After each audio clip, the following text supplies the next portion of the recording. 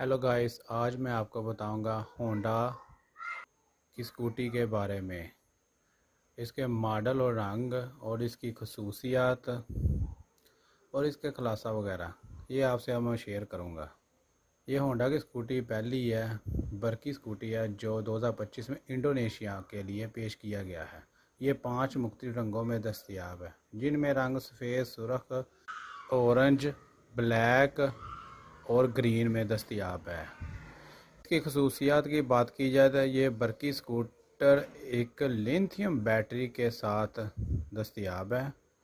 Battery का model 2025 है, जैसा कि CUV-E में होता है। एक चार्जिंग पे ये 50 या 53 किलोमीटर की रेंज तय होती है। इसमें अंडर सीट स्टोरेज है, जहां हेलमेट भी रख सकते हैं, और सामने एक छोटा